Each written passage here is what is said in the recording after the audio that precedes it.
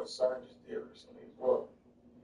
Our latest update is that the year's cyber propaganda is dedicated to a sophisticated target attack on a tech company. The original relaunch announcement from April 23rd says this year's cyber propaganda will be dedicated to protection of industrial infrastructure. Corporate teams from all over the world will hone their skills in repelling a cyber attack. The training will run in conjunction with MENA ISC 2024, who will host the cyber propaganda parallel by experts will take in a panel discussion. That probably just for our like just world change and everything else to be different because this is what they do. Somebody in the comment says, let's see what that says there. AT&T Verizon. I'm just writing now. I actually, I'm not experiencing it, and some people aren't, but it is happening currently. Let's move a little further into the story and how we need to watch out for certain things about it. Janet says, thanks for sharing your research with us. Appreciate you. And thank you all for the super chat as well. Now, further, at the period of June, when we have all these events happening with the power systems, you have a statement of intent. But actually, this is the end of May 24, 2020. So close to June, we're not super close. Joint statement of intent between U.S. and CERN concerns the future planning for large research infrastructure, the advanced scientific computing, and open science. So they just signed and CERN a new agreement that's basically just pointing a lot of that flag accepted, and it backs the offense up a little bit.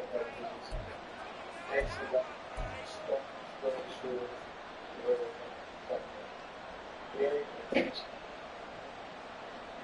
that's not even what we have to talk about because after we go past the patient line system,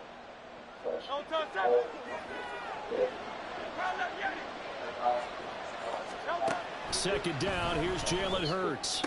That's caught by the big tight end, Dallas Goedert. And he'll get this one way up just shy of the 45-yard line. On 1st and 10, it's Hurts. He'll get this one complete. That's A.J. Brown. And he gets this to the other side of midfield across the 45 before going out. Back-to-back nice gains. That one for 14 yards and another first. Appreciate you tuning in.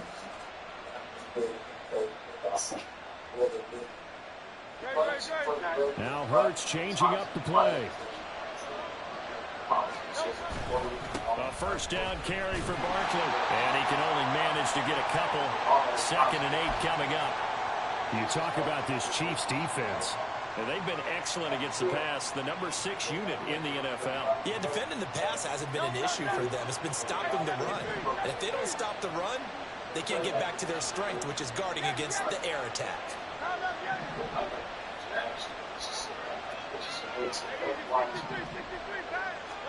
Second down, here's Hurts.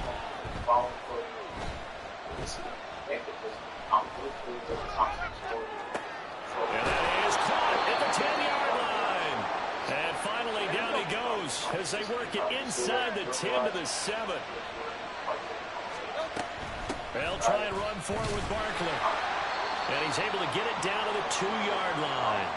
And give him 5 that time as they draw a bit closer here for a 2nd and goal. It's largely been the air attack that's gotten them down here, but now is where you start to lean on that running game. That's a good pickup there on 1st and goal.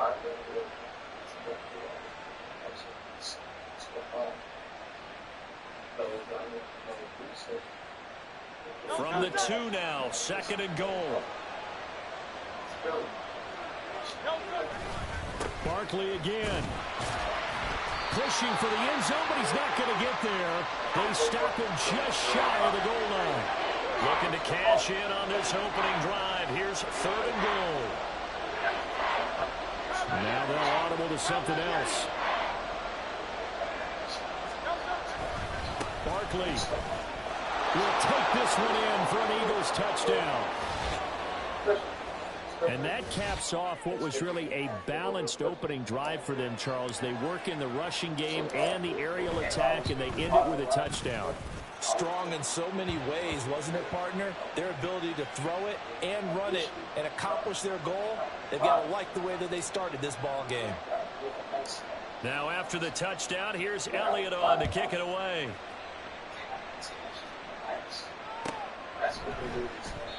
And it'll come out to the 25 as he will not attempt to return.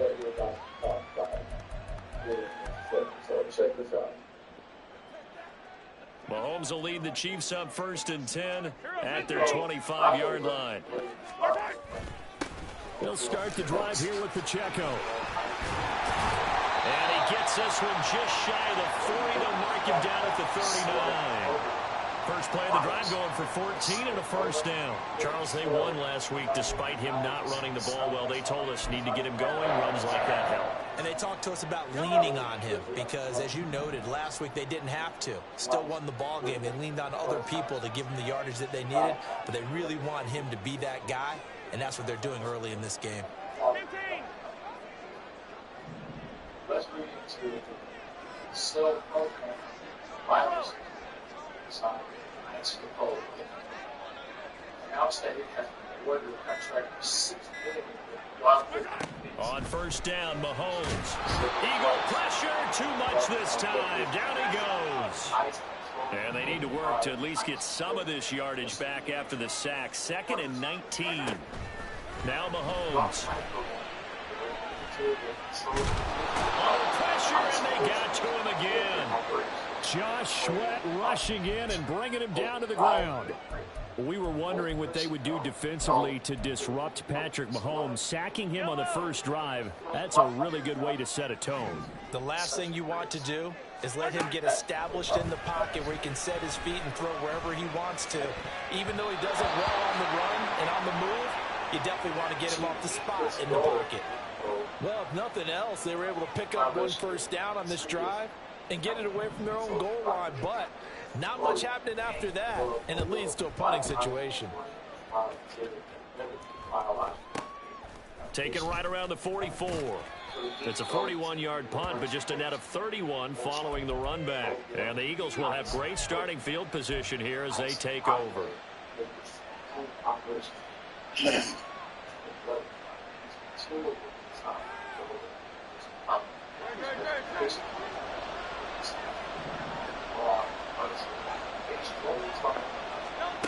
They'll throw on first down with Hurts.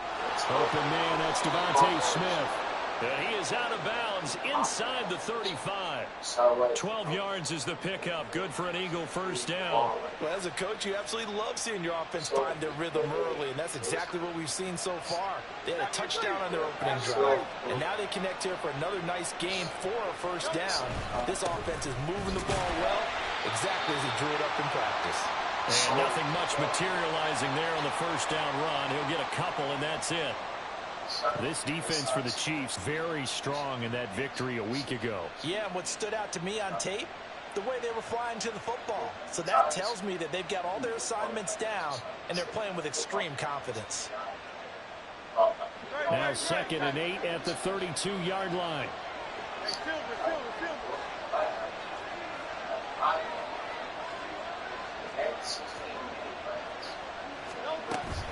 Play action. Here's Hurts. Under pressure, and down he goes. They sack him back at the 36. Chris Jones. So after that sack, Hurts and the Eagles, tough spot here. 3rd and long. Off the play fake, he'll look to throw. And a throw there going to be incomplete. Going to hurt a bit because they needed to come through with a completion there. Now a drive that started with great field position is facing 4th down.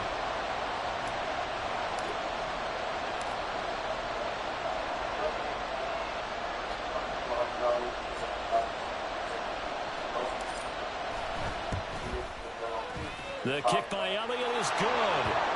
So he's been automatic to this point of the season, and he connects on the field goal there. And what a luxury it is to have a kicker you can depend upon, partner, because he hasn't missed all year long. Converts on that one as well. And kudos to you. You didn't jinx him. So after the made field goal, 10-0 here early as the kick's away. Some might have returned that one. He won't. He'll go down to a knee, and they'll start the drive from the 25.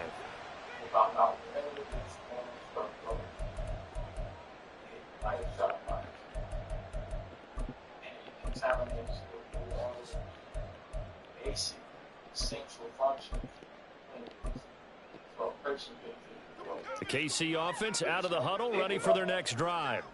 And you figure this should be a healthy, a rested, a focused unit, and they're working on a good winning streak. They had the week off last week.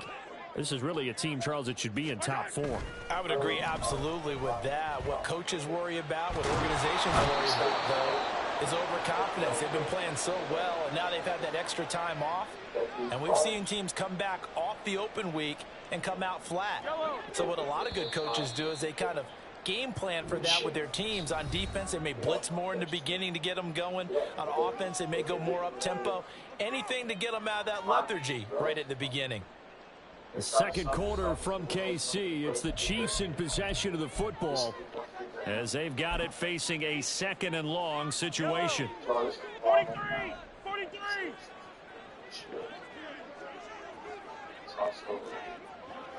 Yellow! On Sunday. 15. Let's go!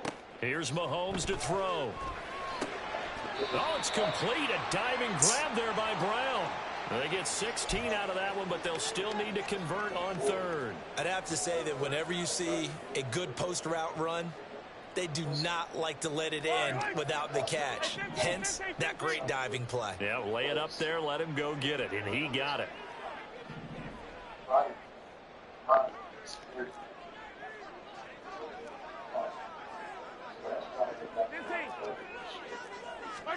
Throwing is Mahomes on 3rd. A hit as he throws there, incomplete. That looks like it's going to be 2 empty possessions now to start this football game. I think they're going to have to sit down and talk about what worked for them last week in their win. Sometimes you over-game plan, overthink things. Get back to what works. 4. 6-yard punt, though they did get 9 back on the return. And it will be Eagles football, 1st and 10.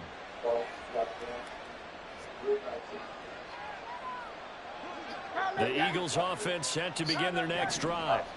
Their dreams of an undefeated season shattered with the loss a week ago. Now, look, whenever an undefeated team goes down, you always hear some say, well, they needed that. I don't know, Charles. Is that a narrative that you buy into?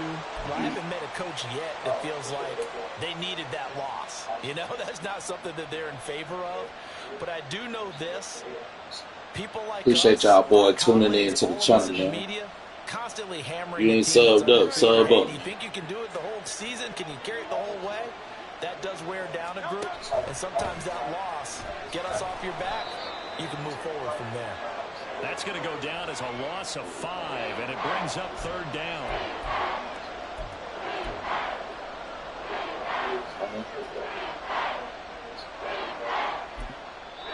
The Eagles going to take the first of their timeouts. They'll have 2 remaining as we step aside here in this second quarter.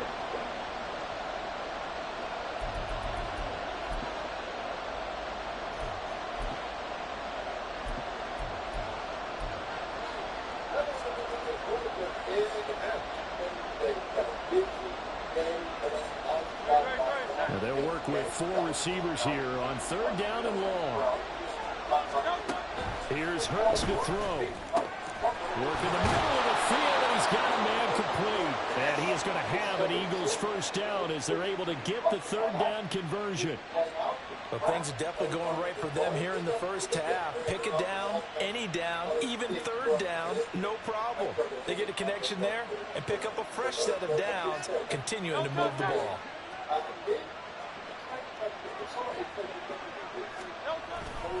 A handoff, Barkley running left, and he'll take it across the 50 and into Chief territory. Give him 5 on the carry there, and it'll be second down. He did have the touchdown run earlier, but not a heck of a lot more than that throughout this game. No, not at all. In fact, I would say that this defense has done as good of a job on him as they have on any runner in recent memory. From the 48-yard line, here's second down and 5. Off the play fake, here's Hurts. Rifles one, and that's going to be intercepted. Picked up by Justin Reed. And the Chiefs are going to have it here just past the 25. So this defense coming up with the takeaway, and maybe that's something that can bring a little life to that. That just came right I don't want to say they've been sleepwalking through this first half because that's simply not true, but you're right. We haven't. That game, like NBA free agency is over, I'm checking out for 2 months, and that's all I'm going to do is play. It's called college football now, but yeah, I love that game so much. I never got it. Like I played it, but I never got into that stuff. But a big part of it too is I've just never had time for college sports. I've always been so preoccupied with everything going on. Of course, the NBA, but then you got MLB, you got MLS, you got all the other stuff. I've just never been able to really fully dive into it. Studio Stu was making his presence there here. But that's I heard the buzz about this. People are excited, and if we just don't do a show for like 2 months, then we know what happened. Yep, that's it. Yeah. And every game when you text me like, "Hey, what time can we record?" and I'm like, "Not time." You get the side profile while I look at the TV, and I occasionally say, "Yeah, that sounds good. Good, perfect." Like you might get me to read all kinds of things, but that so distracting. We'll see. I'm fired up. I can't wait. So I meant to ask you yesterday because it was like a big article or a series of articles that dropped on the Athletic about it. And I was like devouring them, so excitedly about all this stuff. And I was telling a couple people, like, don't you live like 20 minutes away from where like they're making the game? And I was like, yeah, but doesn't mean I can just walk in and be like, hey, can I play? Like, give me a game. Yeah, right. Yeah, can I have a thought? But please get something to play it on because I'm still a couple of systems behind. That's unfortunate. I wish I had that kind of cachet. But not yet. We'll get there. A few more people subscribe to the show. We'll get there. So if there's my pitch, please subscribe. Speaking of which, we actually have a little announcement here. You guys have heard about the basketball bulletin on Substack that we've launched, and Bryce Simon is doing some great work on. I published something yesterday all about kind of the ins and outs of interviewing an NBA player. Just very top of mind. So I just did that interview with Tori Prince. So I published that. Yeah. Seriously, people, you did a great job laying that out. Like some of the, like it was cool too because you were like, some of the things that were rough when I first started doing here. Some of the things that are still, you come out. The thing that most resonated with me having been in that exact spot is the minute you leave, you're like, I should have asked this. But, like that's it. I don't know that ever changes for anybody. Like I've talked to people who've been doing this for 40 plus years, and they're like, no, I still leave. Like, I should ask about this question. Those kind of things. But yeah, it was great. Everybody go check that out. Very informative. If you want like an inside peek into what the process behind actually conducting an interview with an NBA player, go check that out. That's on the basketball bulletin. That's substack.com. I'll put the link in the description, but that's not the only link that's going in the description. Little thing we've been working on here. The basketball bulletin YouTube channel, which you guys can now check out. I'll put the link in the description down below. I would appreciate it if everybody would go and subscribe. I'm planning on doing multiple videos every single week. My ambitious goal is one per day, Monday through Friday. I've got a great editor that's on board, and we're going to put together. So I think some really interesting topics, some stuff that we wouldn't normally touch upon here on the Front Office Show. It'd be a shorter format. We're talking like 5 to 10 minute videos where we're going to be diving into a particular topic. Sometimes it's going to be stuff that'll be a little bit controversial. Also, a little bit more opinion, I think, that we typically do here on the Front Office Show. So a little bit different vibe and a lot more narrative focused, which is how I tend to, as much as I do delve into the salary cap waters here, I tend to look at the game through a narrative structure. And so we're going to be looking at things like that. For example, a few of the early topics on the first 3 videos that are published, the NBA essentially killing dynasties with the way that they're trying to move and force teams at the bottom down to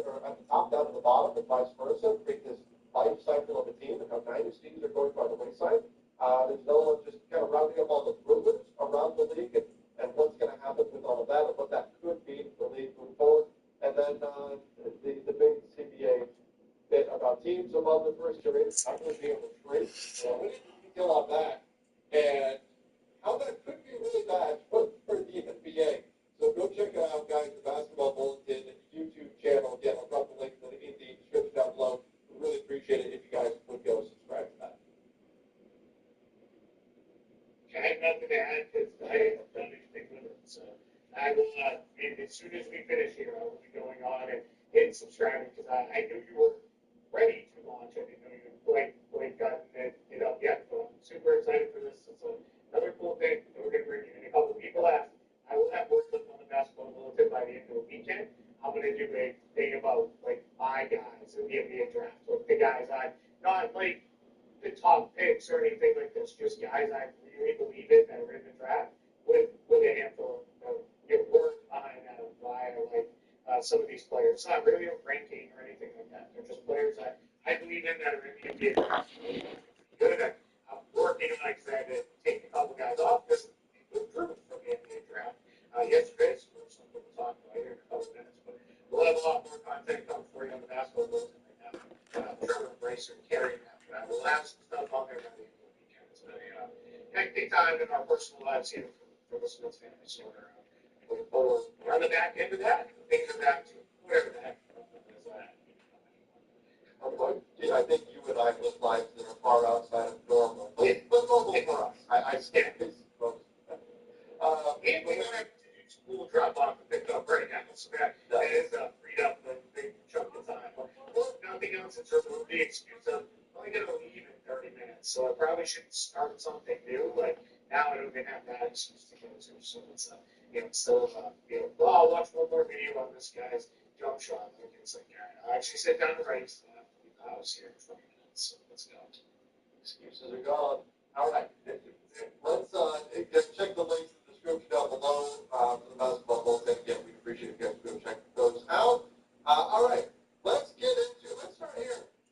Studio Stu says he's ready to roll here. The Clippers are determined to retain Paul George and James Harden. Not a surprise. I mean, if anything else was coming from the Clippers, it would be like, whoa, what happened here? Yeah. But there's teams circling, right? I mean, the 76ers, Oklahoma City maybe could be a landing spot. So these there's options out there. But the Clippers, despite the rumor to not want to give Paul George a full max deal, they want to keep them in line with Kawhi Leonard. What happens when push comes to shove? Well, it sounds like regardless of the Clippers, they want to keep them. They want to keep James Harden, and they want to open their new building with their full squad. Yeah, absolutely. You mentioned it the other day. Philadelphia is going to move out there as like the cap space boogeyman for all of these main guys. Obviously, James Harden. I feel pretty confident that they can have but Paul George, Jimmy Butler trade, or if anybody else hits free agency or comes up in the trade market, Philly's going to be there kind of looping just because of the ease of ability to whether it's sign a player directly or trade for them. That is going to be big. But yeah, the Clippers have said all along, we want to be a good team when we open the new building. They got Kawhi extended, they got Ty Lue extended. Now it's like we got to get the other two main pieces of this kind of four-person pool locked in place here. Harden, that's probably the easier one in some respects. So I think it's nice to have clarity with Paul George because if Paul George leaves town, James Harden might be like, actually, man, more money, right? Like if you're thinking you could get me for a opponent out of today for $30 million a year, I need 35 because what else you could buy me too now. Of course, that means there needs to be somebody in play to sign him, which could happen. Maybe we'll see. But yeah, Paul George, that ain't felt like such a certainty when Kawhi signed his extension that like, oh, we're going to get Paul George here in the next couple of days. He didn't seem to hold firm on, I want the max deal. Now the discussion, which has been brought up by a few people, I don't know if we've discussed it, could you could give on the max money by offering him, he would have to go to free agency. He can't do this in an extension. But if he goes into free agency saying, we'll give you the no trade clause, we'll do that for you. I have a personal opinion, pay him a max or the no trade clause. The max is not going to impact fetch more than just money-wise. I'd rather do that than give it a no trade clause. No trade clauses are maybe the most dangerous thing a team can do, especially with the older veteran guys that's injury prone. So that's my personal opinion. But that has been floated out there too, that he is talking about, hey, even if I don't do an extension, I sign. I want a max and a no trade clause. And that you can't give them both. I would vote firm on that. Yeah, I agree with that. That would be really tough to get both of those things. I mean, no trade. You mentioned no trade clauses. We saw with Brandon Beal. I mean, how much it nerfed Beal's value on the trade market, and it's just a dangerous thing to do. So I think it is perhaps the best home field advantage in all of football, and certainly the loudest, as we welcome you to GEHA Field at Arrowhead Stadium in Kansas City. Straight ahead, a rematch from Super Bowl 57, as it'll be the Philadelphia Eagles taking on the Kansas City Chiefs. I actually could go inside, but I could go inside, but at least I could go inside the 76 and then put the 80 stop. So I think if that's good, that's when I think both sides can really start to say about this. I still think Baltimore does stick around. If he doesn't, probably will have to do another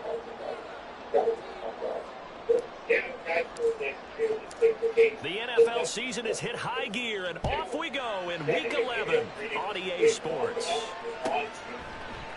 And the opening kickoff will not be returned, as that will be a touchback.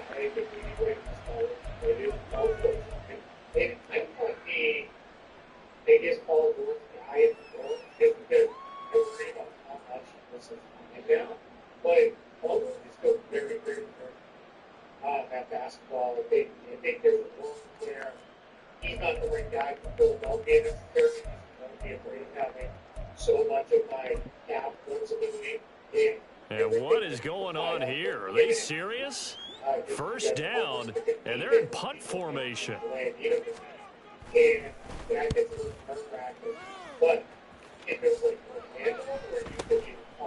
Take it right on the 30. 42-yard punt, 6 on the return. And the Eagles will have it, taking over 1st and 10.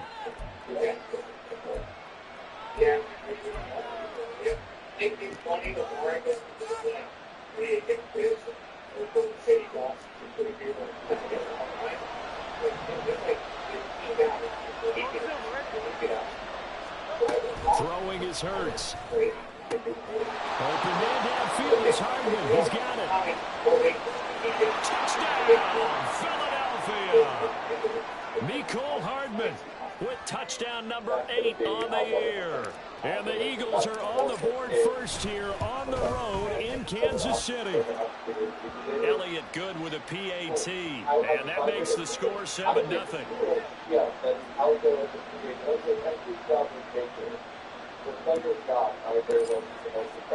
Now after the touchdown, here's Elliott on to kick it away.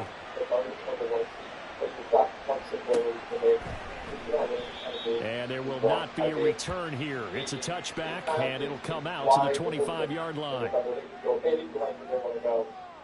I see it from right now with all the potential that they get it back. They got supposed to do. There's so much potential. And what is this? They're lining up here to punt on first down. His first punt, 45 yards. This looks good as well. This is fielded at the 27. A nice return that time of about 14 yards. And out will come the offense as they take over.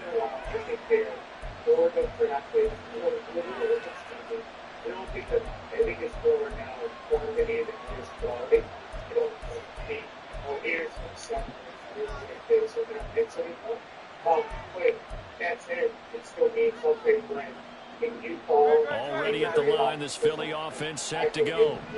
Well, partner, coaches always say that every play is designed to score a touchdown. Sometimes that's not really true, but last time that was the case. One play to get into the end zone, and now they'll try to duplicate that success here. And it's rare for those moments to happen. Incredible when they do. And you saw the celebration. Pure, unbridled joy after that one. 2nd and 10. From the gun, it's Hurts. Completes it to Hardman. And he's going to be out of bounds, but not before he gets all the way down inside the 20-yard line. A big play there for Philly. 41 yards. And the offense is saying to itself right now, only they were all this easy because he was wide open. And once he made the catch, plenty of room to work his way downfield. That was a breakdown on the defensive side of the ball, one that they want to fix immediately. So another scoring drive there, Charles, and an early 2-score lead. You'd like the 6 there, partner, but you'll take the 3, and I think they have to be happy about the way they moved the ball in these first 2 drives. They have to feel good about their opportunities the rest of the game. And he'll just sit on this one as their drive will start at the 25.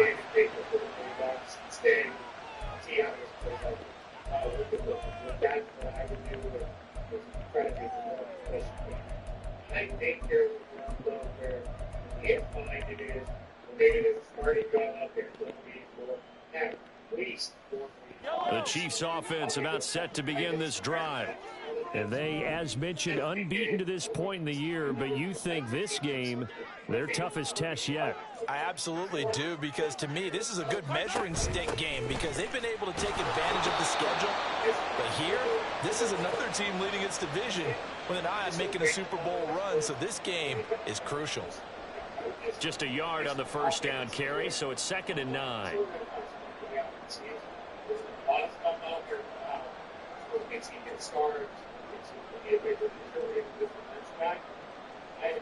don't know. I think that's also just, to me, that's normally still play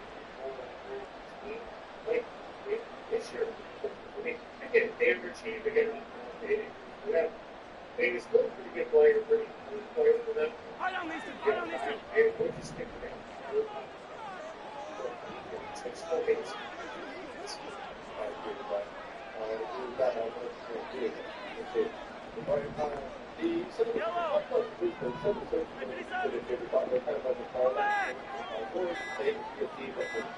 Snap coming at 1, and it's Mahomes. Flushed out right.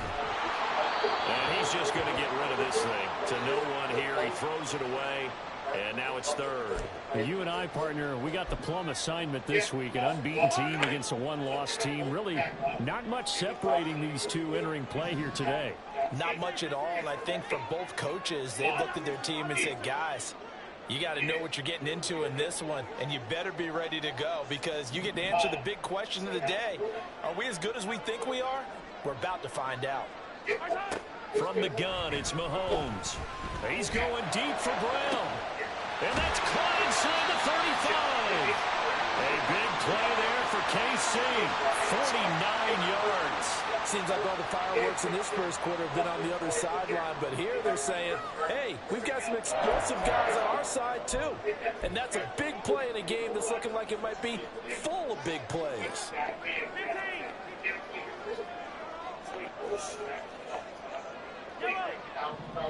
Ribley. Mahomes now on first down.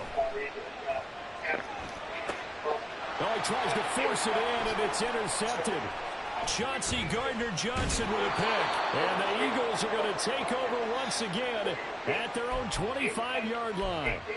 So more problems here in this first quarter. Already 2 scores down, and here they give away the football. And if I'm the head coach, I think it's time to start lighting a fire under some of these guys. Now, you have to do it within your personality. They can't perceive it as fake. But I'd go get after some guys because they don't look ready to play to me. They look flat, uninspired. It's time to get moving.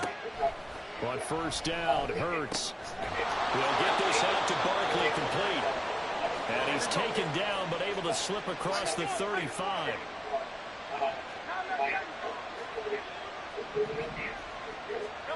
Hurts.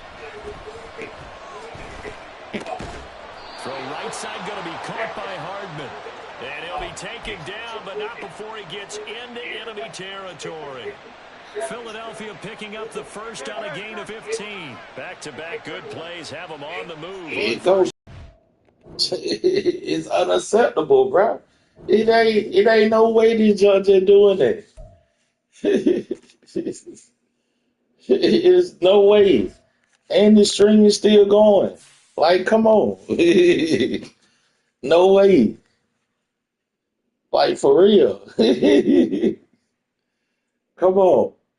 I get a pick, get the ball back, and it lag out again. Come on now. And I'm still online and still streaming. Like, you can't make this up, bro. You can't make this up. Like, for real. Like, come on with that, man.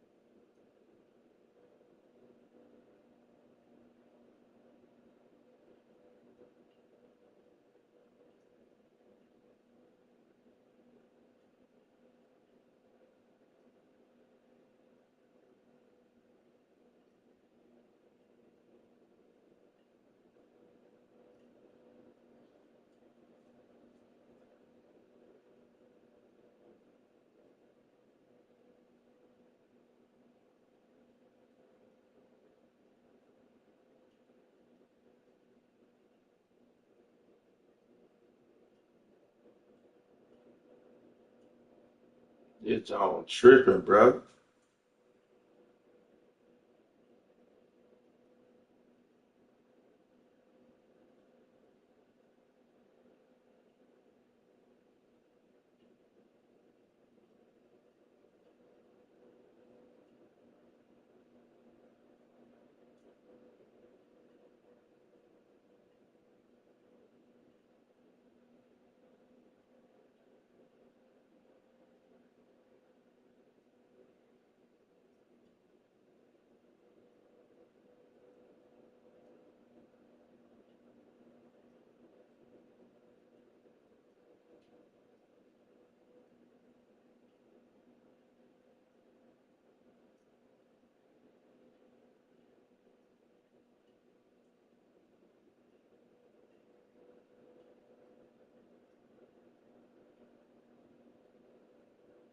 It's all crazy. This jump is straight crazy.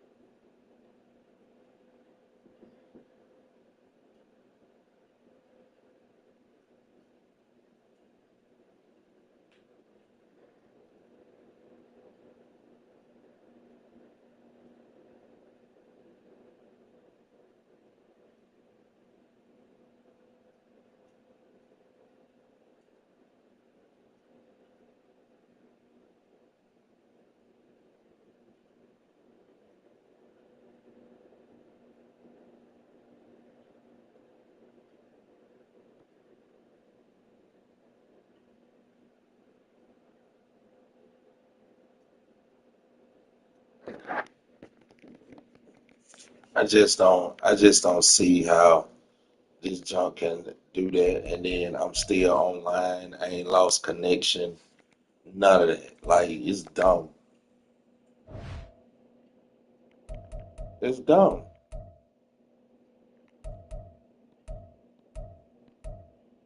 Like, you can't make this up.